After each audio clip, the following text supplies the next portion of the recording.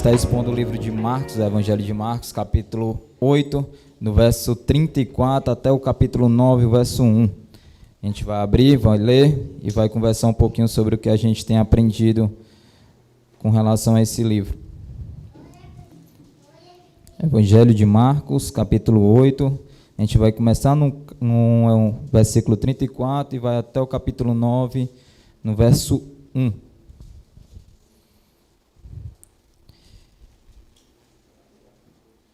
Todo mundo encontrou? Amém? Vem falando assim: e chamando a si a multidão com os discípulos, disse-lhe: se alguém quiser vir após mim, negue-se a si mesmo, tome a sua cruz e siga-me. Pois quem quiser salvar a sua vida, perdê-la-á. Mas quem perder a sua vida por amor de mim e do Evangelho, salvá-la-á. Pois que aproveita o homem ganhar o mundo inteiro e perder a sua vida?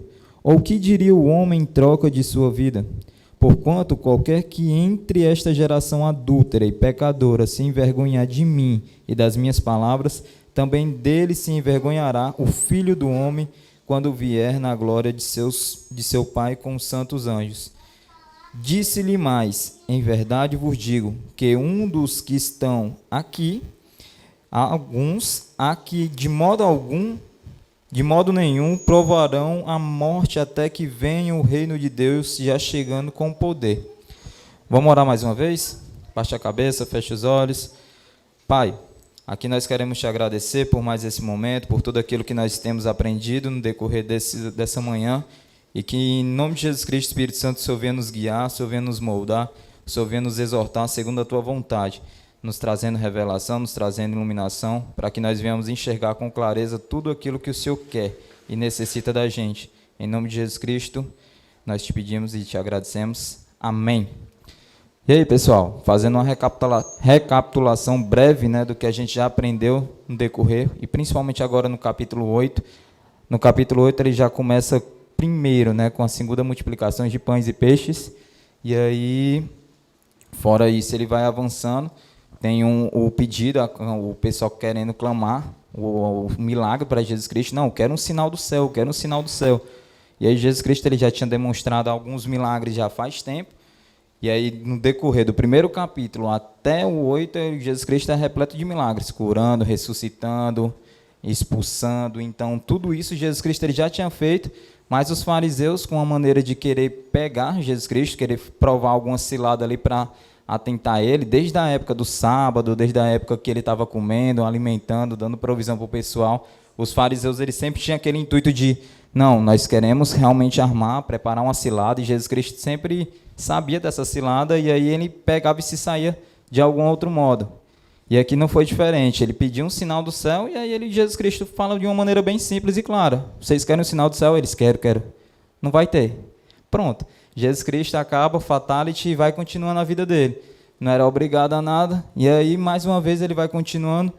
Ele alerta os discípulos sobre o fermento dos fariseus. Tudo isso, pessoal, no capítulo 8. Ele alerta sobre o fermento dos fariseus. E nisso o pessoal estava pensando que ele estava falando sobre a provisão de pães e peixes. Os discípulos: puxa, será que Jesus Cristo está nos exortando porque a gente só trouxe um pão?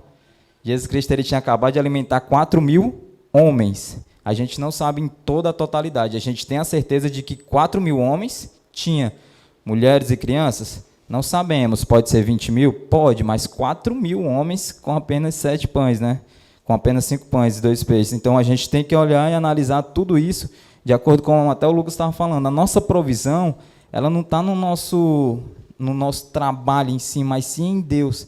O porquê a gente faz, o que faz, não é só para ganhar dinheiro porque eu trabalho. Não, eu acredito que o que eu trabalho, o que eu faço porque faço, é um meio de eu estar lá no trabalho que eu possa alcançar outras pessoas e mostrar justamente a clareza do Evangelho, o amor pleno de Deus por mim.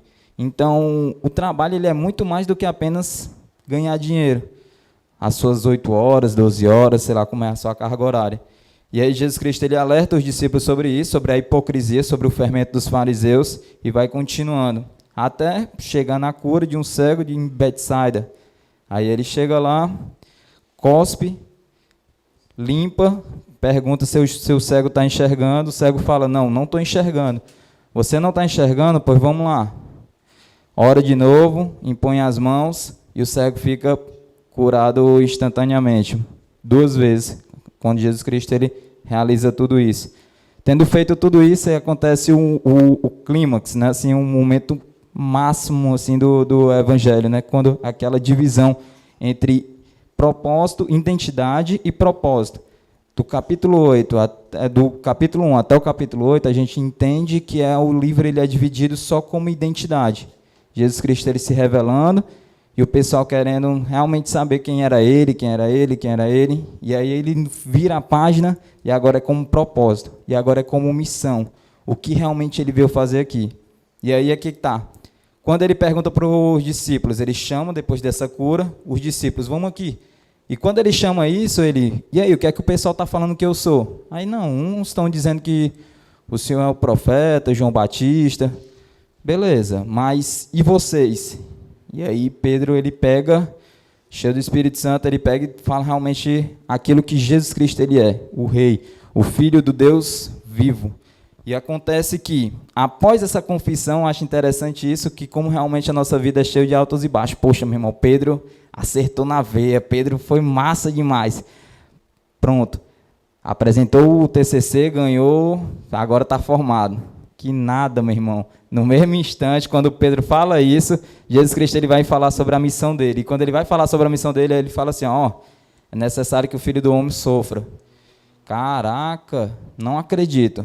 O Messias, aquele que vem nos libertar, vai ter que sofrer? Não, meu irmão, tá errado. E aí Pedro vai exortar Jesus, ele acaba de acertar e erra. Poxa vida, tu apresentou agora o teu TCC, meu irmão. Tu era para ser expert nesse assunto, já que tu falou que ele era o Filho do Deus vivo, tu teve essa revelação especial e mesmo assim tu acaba errando nisso. E aí ele pega e vai exortar Jesus. Agora pronto, o jogo virou. O jogo agora é outro. Agora não é mais o mestre que manda no discípulo, é o discípulo que manda no mestre. Infelizmente estava desse jeito. E aí Jesus Cristo exorta Pedro, né? Pedro, não é assim que é para ser não, cara. Realmente é para a gente, é para sofrer. Você não entendeu nada ainda sobre o que eu tenho falado, sobre o que os profetas vêm falando, desde o Antigo Testamento.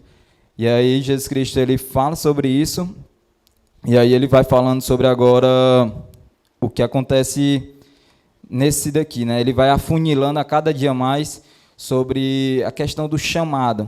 Ele revelou, show de bola, quem é o Jesus, é o Filho do Deus vivo. E agora, será que todo mundo quer seguir ele? E esse é justamente o tema do sermão de hoje. Você quer seguir Jesus? Você quer seguir Jesus? A gente vai analisar o texto e a gente vai conversando pouco a pouco. No verso 34, vem falando assim, eu peço para que você fique com a Bíblia aberta para assim acompanhar a leitura e a exposição do texto. Vem falando, e chamando a si a multidão com os discípulos, disse-lhe, se alguém quiser vir após mim, negue-se a si mesmo, tome a sua cruz e siga-me. Pois bem, esse texto, essa exposição vai ser dividida em 2 partes. Essa primeira parte eu chamei de o convite. E o convite é que nem aquela placa que tem aqui na nossa base, na nossa igreja. Bem-vindo à morte. Olha só que convite atrativo que nós temos hoje. Quantos aqui querem morrer, irmãos? Aí todo mundo, eu, rapaz. Mas esse convite aqui de bem-vindo à morte, a gente tem que analisar algumas coisas. A gente tem que entender que Jesus Cristo ele chama primeiro, ele está falando para 2 tipos de pessoas, 2 grupos de pessoas. Quem são esses grupos? A multidão e os discípulos. É interessante como Jonas Madureira ele coloca no livro o Custo do Discipulado, que ele coloca como haviam 3 grupos de pessoas. Um grupo maior era a multidão, um grupo maior. Nesse grupo maior, dentro dele existia a questão dos discípulos, isso é uma grande parte, e dentro desse ainda existiam os 12. E é interessante essa aproximação. E no centro está Jesus. Então, vai do maior, que é a multidão, vai para o menor, que é os discípulos, isso vai os 70, vai vários discípulos que a gente não tem um nome, mas a gente sabe que fazia parte da caminhada de Jesus. E dentro desse ciclo ainda menor, vai ter os 12. Isso a gente tem um nome. E aí a gente observa, analisa tudo isso. Mas olha só como é que funciona esse convite, né? O convite, ele vai falando só assim: negue-se a si mesmo e tome a sua cruz. Mas o que é que significa negar a si mesmo? O que é que significa a gente negar? Será uma simples coisa ou será uma coisa bem mais densa? De maneira mais resumida, negar a si mesmo é não viver de acordo com a cultura do mundo. A cultura do mundo, ela impõe você amar a riqueza. A cultura do mundo, ela impõe você a se apegar de tal modo à família. A cultura do mundo, ela impõe você liderar através do poder e da opressão, do medo.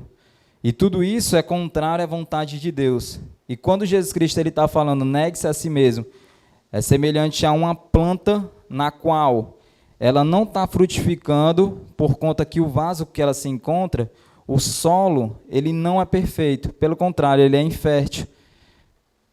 E aí Jesus Cristo está falando para você o seguinte, não só para os discípulos, mas ele está fazendo o convite ali, ele colocando emparelhado, né, a multidão e os discípulos. A multidão, ele estava recorrendo a Jesus Cristo por quê? Poxa, meu irmão, um cara, ele realizou um milagre no deserto alimentando uma multidão. Ele curou um cego. Capítulos anteriores, ressuscitou uma menina. Meu irmão, vou chegar junto dele aí, eu estou vendo aí que ele é só bênção, é só vitória. É só vitória agora. Aí quando vê, Jesus Cristo ele se revela, aí ele, aí é só vitória, pois venha cá. E nisso, esse venha cá, agora o negócio ficou mais estreito.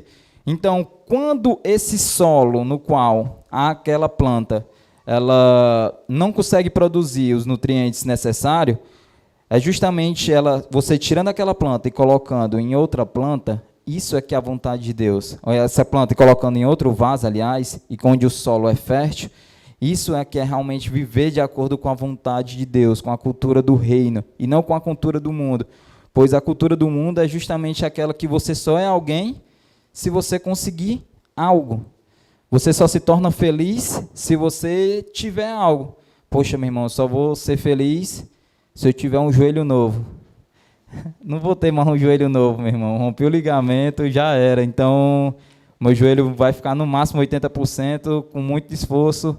Mas mesmo assim, eu só vou ser alguém se eu tiver um carro. Será, meu irmão? Ou se eu for casado ou casada. Será que a sua felicidade está baseada nisso? Será? E o que Jesus Cristo está falando é o seguinte: vocês querem vir até a mim? Negue-se a si mesmo, negue-se à vontade da carne. Jesus Cristo não está falando que você deve perder sua identidade, a sua individualidade. Jesus Cristo não está falando que você deve se performar, né? Como agora, antigamente eu era uma pessoa ruim, aí eu vim para a igreja, estou de calça, estou de blusa manga longa, e agora eu sou uma pessoa boa. É isso? Não, meu irmão. Não é na performance do ser humano. O que Jesus Cristo está querendo falar é justamente essa mudança totalmente de visão. Ele está falando que você viveu numa cultura do mundo, no qual você só valia o que tinha, mas agora você não vale o que tem, você realmente vale pelo que você é. E aí eu faço uma afirmação de que você é feito à imagem e semelhança do Criador. E vou mais longe. Para aqueles que creem, Deus lhes deu o direito de ser chamado filho. Que louco, meu irmão. E é isso que traz esse peso, e é isso que realmente Jesus Cristo está mostrando, não só para a multidão, mas para os seus discípulos. Os seus discípulos entenderam isso desde o chamado. Quando ele fala, largue a rede e vem. Os discípulos largaram na mesma hora e foram. Às vezes a gente não larga a rede de maneira alguma, a gente fica naquela, poxa, meu irmão, vou largar a rede aqui 50%, mas vai que Jesus Cristo vacila e aí eu volto de novo para a rede. E aí a gente não confia de maneira integral, a gente confia de maneira parcial. E a gente vai entendendo isso, e não somente isso, né? Tem esses pontos, negar a si mesmo, tomar a sua cruz e seguir ele. É importante a gente entender que tomar a cruz é algo realmente vergonhoso. Para a gente entender, trazendo para os nossos dias hoje, se a gente fosse preso por algum delito que nós fizéssemos, a gente ainda assim não merecíamos a cruz. a gente teria que ser cometido por um crime grave, e disso se tornaria escravo. A partir daí que a gente fosse escravo, era que a gente teria que ter a nossa cruz. O que é que Jesus Cristo ele fez? Olha, Paulo ele exortando o pessoal lá de Filipos, né? Vocês têm o mesmo sentimento que teve Jesus Cristo, que embora sendo Deus, não considerou ser igual a Deus ao que deveria se apegar. Pelo contrário, ele se esvaziou, vindo a ser homem, tornou-se servo e foi obediente até a morte, morte de cruz. Servo é uma palavra tão bonitinha. Não, foi escravo mesmo. Foi escravo, literalmente. Essa questão de ser levado para a cruz não era algo... qualquer pessoa era levado para a cruz. Não, meu irmão, tinha que ter cometido uma barbárie para realmente ser conduzido para tal vergonha, né? E aí o que é que ele fala? Tome a sua cruz. Às vezes a nossa cruz que a gente quer levar... Muito obrigado, Nath. É somente um chaveiro, né? Onde a gente coloca no bolso. É somente aquele momento no qual a gente está na igreja, a gente mostra. Bota aí na mesa, bota na cadeira, bota não sei aonde, pendura aqui. Aí, não, agora eu sou crente, agora eu sou cristão, porque eu tomei minha cruz. A gente fica imaginando se realmente a gente levasse uma cruz literalmente, uma cruz grande, e todo mundo reconhecesse a gente como cristão. Olha o peso que seria. Já tem aquele peso quando a gente erra, a primeira coisa que o pessoal fala é porque é crente. Imagine se fosse mais público ainda a nossa fé, quando ele fala realmente, negue-se a si mesmo, tome a sua cruz. E a gente tem que entender que não é a gente, não é Jesus, aliás, que deve se adequar à nossa agenda. Pelo contrário, Jesus Cristo está falando que é a gente que deve se adequar à agenda dele.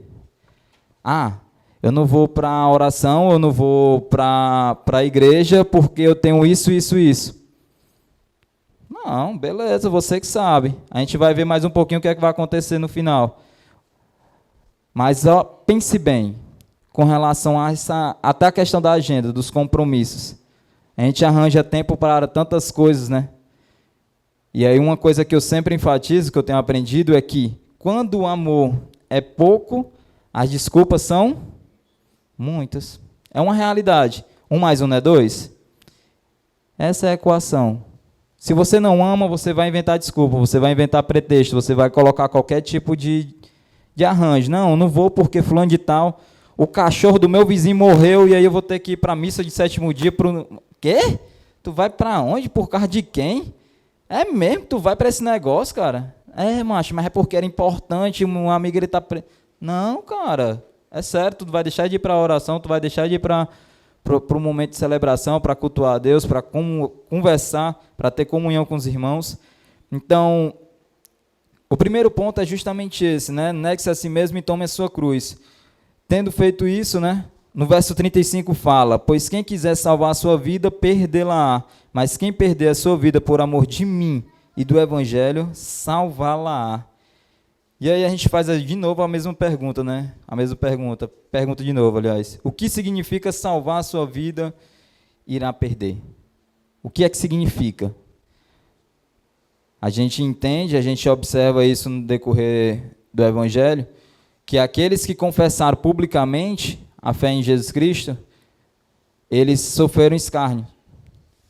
De tal modo que Pedro ele preferiu negar Jesus Cristo 3 vezes do que ir no mesmo caminho do mestre. O pessoal, rapaz, tu fala que nem eles, tu fala que nem ele. Não, mas tu é doido, é? Isso é só cor da tua cabeça. Não, mas tu estava andando com ele, mas eu vi. Não, mas era o meu primo que era parecido comigo. E aí, nisso, Pedro ele começa a arrumar desculpas porque ele está vendo o mestre dele indo para a cruz, sofrendo o que sofreu. E aí é que está. E quantas vezes a gente inventa desculpa, pretexto, para se safar de um caminho que é inevitável para nós que se denominamos discípulos de Jesus Cristo. Às vezes a gente quer, porque quer status, e por conta de querer status a gente releva, a gente relativiza algumas coisas, algumas verdades da Bíblia que não tem como negociar, tal como Muitas das vezes eu acho que você já tem visto que aconteceu até uma época agora, eu acho que 2 meses no máximo, que teve um rapaz, uma pessoa que comentou no qual a Bíblia ela precisaria ser atualizada. Não, não, não, não, não, não. A Bíblia não precisa ser atualizada. Tem algumas coisas fora isso que muitas das vezes o pessoal, por meio de estar, entre aspas, perto de famosos, falam de uma maneira tão bela que, poxa, meu irmão, iludibria qualquer um. E o que é isso? Tem um outro rapaz que ele pegou e falou que a morte de Jesus Cristo foi tão impactante que Jesus Cristo ele não ressuscitou de maneira literal. Foi apenas uma notícia que se espalhou de tal modo que virou verdade. Caraca, velho, esse cara não viu o Jesus Cristo comendo pão, peixe, mostrando a cicatriz para Tomé. Sério mesmo? Onde é que está essa Bíblia desse cara? Mas por que é que ele falou isso? Já que ele estava envolto de várias pessoas no qual era famoso e queria estar na rede social, muitas das vezes a gente se deixa levar por conta disso. Jesus Cristo ele fala, eu sou o caminho, a verdade e a vida. Ninguém vai ao Pai a não ser por mim. E quando Jesus Cristo está falando isso, é porque realmente não tem nenhum outro caminho. E às vezes a gente quer porque quer arrumar um atalho. Para estar no meio de uma galera que é mais acessível. A gente faz uma teologia, não, vamos criar uma teologia para tal grupo, para tal gueto. Não, velho, não faça isso, mano. Não corrompa a Bíblia por conta dos seus interesses.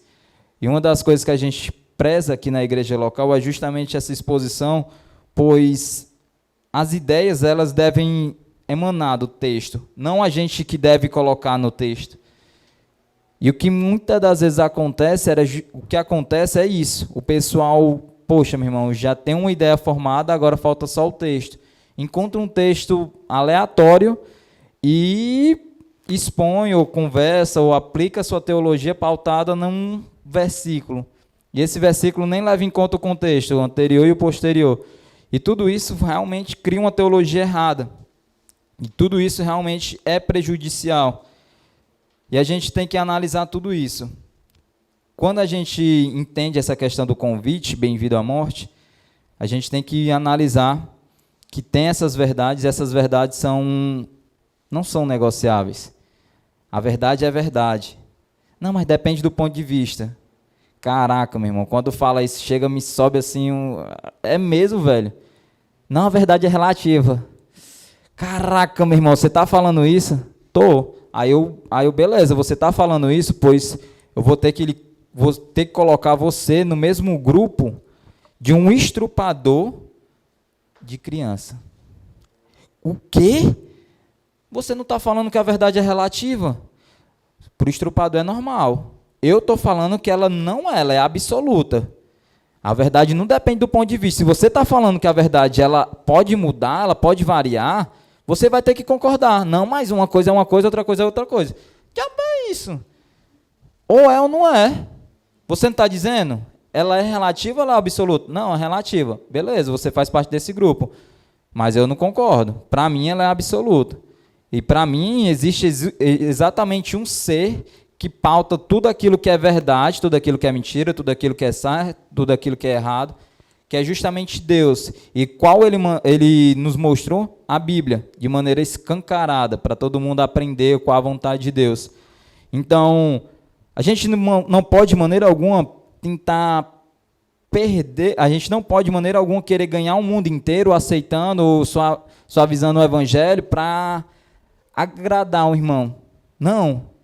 José Mabessa, ele fala uma coisa que eu acho interessante, que se você pregar o evangelho e tal fulano se sentir ofendido, ele vai ter que se resolver com Deus, porque você mostrou tudo aquilo que estava nas escrituras. Então, o problema não é com você, o problema vai ser com Deus. Deixa que ele vai se acertar com Deus. E muitas das vezes a gente quer porque quer encaixar isso. A gente quer porque quer negociar algumas verdades no qual não são negociáveis, meu irmão. Não tem. A salvação é por obras? Não. A salvação é única e exclusivamente mediante a graça, ao mártir de Jesus Cristo, aqui o cumprimento na cruz do Calvário. Então, tudo isso a gente entende sobre querer ganhar, querer salvar a sua vida, e isso vai perder. E é interessante que essa ênfase no qual ele coloca, né, nesse verso 35, mas quem perder a sua vida por amor do meu cachorro, por amor da minha mãe, por amor do meu namorado, da minha namorada, do meu esposo, da minha esposa, como é que está escrito aí? Por amor de mim. Jesus Cristo ele está falando, isso é um dito de Jesus Cristo. E toda vida quando a gente observa, e disse-lhe Jesus, a gente tem que marcar na Bíblia e se atentar para aquilo que ele está falando. Ou então no Antigo Testamento, e Deus falou. Quando um profeta fala isso, meu irmão, você tem que prestar atenção redobrada no que a palavra vem dizendo. E quando ele fala isso, de mim e do Evangelho, por amor de mim e do Evangelho, salvá-la. A gente vive num contexto no qual a gente pode ter a nossa fé pública, mas no Oriente Médio, onde o comunismo predomina, que eu falo ali na região da Ásia, não pode ter. Os locais de reunião seria massa, eu acho que realmente, se eles pudessem ter esse momento, ter essa assembleia reunida aqui, vendo. Hoje, quando estava todo mundo cantando Isaías 9, é lindo, meu irmão, o coro, todo mundo sendo um de verdade, né? E é uma coisa linda. E aí eles não têm essa liberdade, não são algo negociável. Quando eles declaram essa fé em Jesus Cristo, perde cabeça, é metralhado. Aqui a gente fala, não, mano, o que é que tu é? Não, eu sou cristão. Ah, eu também sou. Né? Mas as tuas atitudes não denominam isso, não. Não, mano, é porque eu não sou nada, e para dizer que eu não sou nada, eu digo que sou cristão. Meu irmão, tu não sabe o peso que é isso, cara. Tu não tem noção do convite que tu recebeu. Tu realmente quer aceitar esse convite? Pois bem, a gente vai prosseguindo agora para o verso 36 até o verso 37.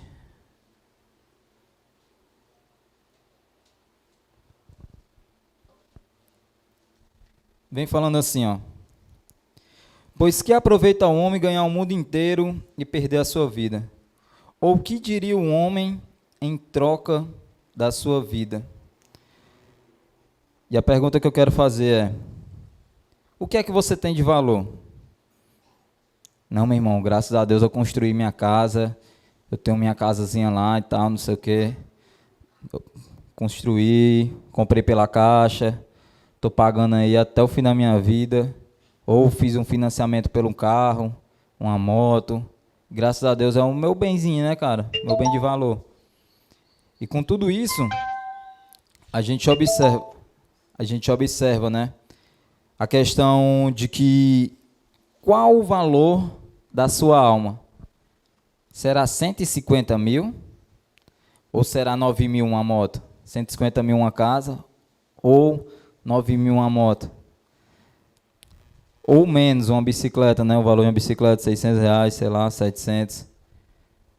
Jesus Cristo ele está estreitando ainda mais essa questão de que o pessoal deve analisar o que é que eles têm de valor para colocar em troca perante a Deus, como uma recompensa para a sua alma, como uma barganha. E se for analisar realmente a nossa vida, a gente é um miserável. A gente não tem nada para ofertar para Deus, no qual Ele não já tenha, né? Deus é o dono do ouro, da prata. A gente observa isso até em Apocalipse, quando vê as ruas. A gente observa todos os murais, com as pedras preciosas, tudo aquilo lindo, lindo, lindo. E a gente observa que Jesus, que Deus, Ele não necessita de nada disso. Se Ele não necessita nada disso, o que é que a gente vai oferecer em troca da nossa vida? E aí? Tem alguma coisa que a gente possa oferecer? E quando ele fala, do que adianta o homem ganhar o mundo inteiro e perder a sua vida? Do que adianta a gente correr atrás daquilo que não é essencial e perder realmente o que é essencial? Tem uma imagem que eu acho fantástica que relata mais ou menos isso. O ser humano, quando ele é novo, adulto, né? Ele correndo atrás de um dinheirinho. E aí vai passando os anos, vai passando os anos, vai passando os anos. Ele pega o dinheiro, mas em conta disso ele acaba perdendo todo o crescimento que ele teve dos filhos dele. E a pergunta que fica é justamente essa: do que adianta o homem ganhar o mundo inteiro e por inteiro se perder? Do que adianta o homem ter o respeito em todo local e não ter dentro de casa? É importante o que é que Jesus Cristo está apontando aqui. Ele está falando: o desejo excessivo no que o mundo propõe pode te impedir do discipulado genuíno. O desejo de você só ser feliz por conta daquilo, daquele objeto, daquela coisa, pode te atrapalhar do discipulado integral. E é isso que a gente deve analisar. Do que é que adianta realmente o homem sentar, olhar, ter o respeito de todos na quebrada, mas quando chega em casa não é amado? Vale a pena, meu irmão? Não, mais dinheiro na praça, ou amigo na praça, vale mais que dinheiro no caixa. Certo, beleza, é muito bom você ter amigo. É show de bola, eu não estou discordando disso não, mas eu estou dizendo que há alguma coisa que é mais essencial. Que o que você tem que cultivar tem que começar dentro do seu lar, da sua casa. Amando a sua esposa, amando seu esposo, amando seus pais, honrando. E muitas das vezes a gente só tem alguma coisa quando vai ganhar. A gente só faz alguma coisa quando vai ganhar. E é interessante essa promessa de honrar pai e mãe, porque tem uma promessa embutida nisso. Honre seu pai e sua mãe para que seus dias aqui na terra se prolonguem. E eu falo: não, meu irmão, você deve honrar seu pai e sua mãe independente de promessa. Independente de promessa. O ser humano, ele meio que funciona dessa maneira. Não, eu só vou fazer algo se tiver algo que eu vá ganhar, que eu vá ser beneficiado. E o que Jesus Cristo está quebrando com tudo isso. Meu irmão, o que é que tu vai ganhar aqui? Meu irmão, aparentemente, nada. Aparentemente. Por quê? A gente vai analisar agora a parte 2 desse sermão, que eu chamei justamente de a consequência. O primeiro era o convite e agora é a consequência. A consequência vai do verso 38 até o verso 1 do capítulo 9. Vem falando: porquanto qualquer que entre esta geração adúltera e pecadora se envergonhar de mim e das minhas palavras, também dele se envergonhará o Filho do Homem, quando vier na glória de seu Pai com os santos anjos. Disse-lhe mais: em verdade vos digo, que dos que aqui estão, alguns há que de modo nenhum provarão a morte até que venham o reino de Deus, já chegando com poder. E aí a gente analisa, né? É bênção ou é maldição quando Jesus Cristo ele voltar, quando Jesus Cristo realmente vier? A gente vai começar primeiro com a má notícia, né? A má notícia é justamente essa. Se você tem vergonha de Jesus e da sua palavra, vai ter uma consequência. Simples. E qual é essa consequência? O Pai, o Filho, vai se vergonhar perante ao Pai e os santos anjos de você. Quando Jesus Cristo ele fala: aquele que não aceitar o convite, tudo isso bem direitinho, esses ditos de negar a si mesmo e tomar a sua cruz, de você analisar o que é que realmente você vai perder para ganhar, de você analisar qual o valor da sua alma e de você analisar realmente a consequência de tudo isso. Você vai analisar o que é que realmente vai valer a pena. Porquanto, né, qualquer um entre esta geração adúltera e pecadora, ele está falando isso, não era porque todo mundo tinha um caso extraconjugal com a sua esposa, mas por conta do coração corrompido. A gente observa desde o começo que o ser humano ele tem por essência ser um adorador. Sempre, sempre, sempre, sempre. Deus ele pega, levanta um povo, começa a adorar ele, depois o povo se corrompe querendo chegar até o céu, constrói uma torre, e dessa torre Deus pega e mistura a língua, e aí o pessoal cai, o pecado entra mais uma vez de maneira grosseira, vai avançando um pouquinho. Eu acho interessante quando chega no deserto, através de Moisés, tudo aquilo que o povo já tinha visto, provado, experimentado, os 10 milagres, os 10 sinais que Deus fez através de Moisés, a serpente, o rio Nilo, as pragas, as mortes, tudo aquilo como um meio de demonstrar quem era realmente o Deus vivo e verdadeiro. E o povo, quando chegou no deserto, Moisés subiu para buscar as orientações de Deus. Quando volta, tem um bezerro de ouro. O ser humano, por si só, ele tem essa fábrica, né, de ídolos dentro do coração. E a gente tem que prestar atenção e analisar. Com quem a gente quer dividir esse local que não pode ser dividido? Será que é com o nosso trabalho? Será que é com o nosso relacionamento? Será? São coisas que a gente tem que pensar.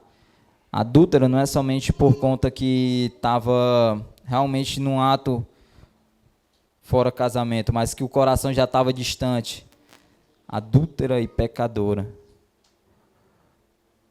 Deus, ele, através de um profeta, ele fala que o povo louvava ele com os lábios, mas o coração estava longe. Eu acho que o momento da adoração, quando a gente começa aqui, dos louvores, melhor falando, que a adoração é a vida toda, é o seguinte: vamos entoar louvores que precisam ser verdades no nosso coração. A gente precisa falar aquilo que realmente está vivo, está pulsando no nosso coração. Se for da boca para fora, a gente não passa dessa mesma geração no qual Jesus Cristo ele vem alertando. E aí o que é que acontece? Essa é a má notícia, que caso você tenha vergonha de Jesus ou da sua palavra, não, eu sou crente, mas na faculdade é o crente camaleão, né? Em cada local é um tipo de ser. Ninguém sabe decifrar.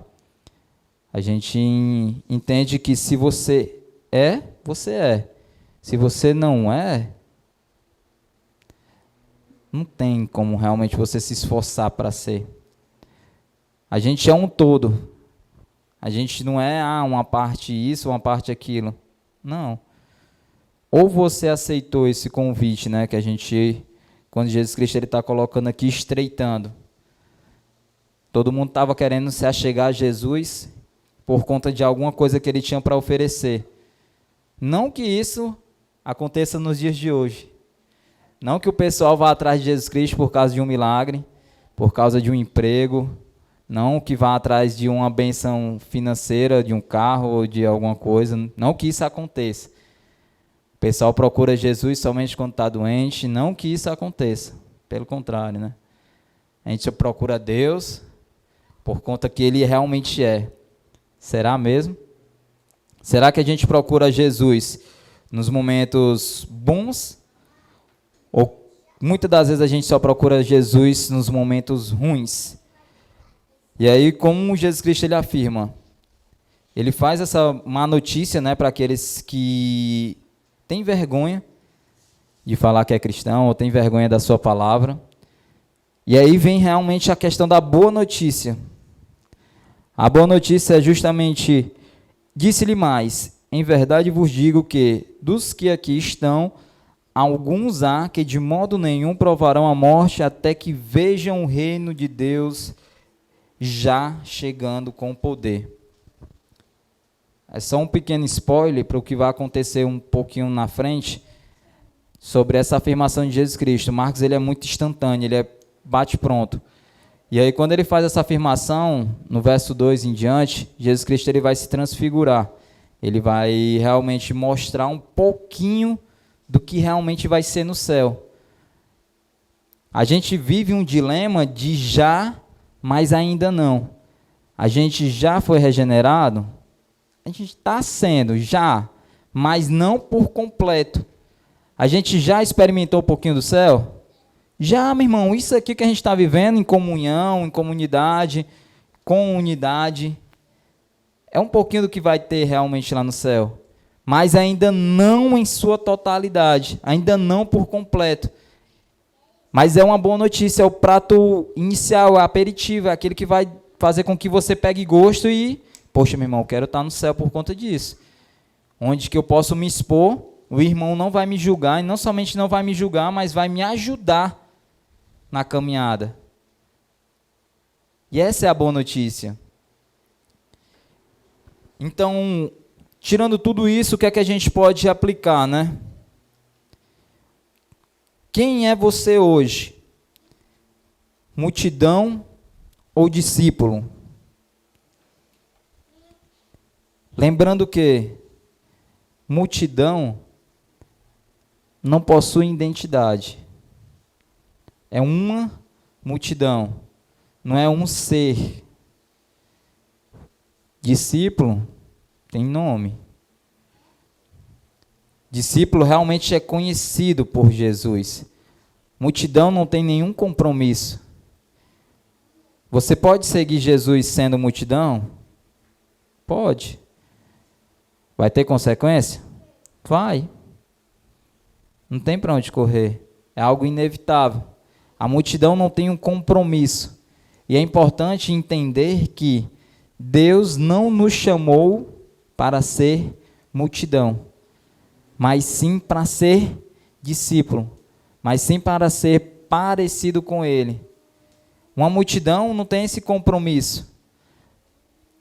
Não, você crente até quanto me é favorável.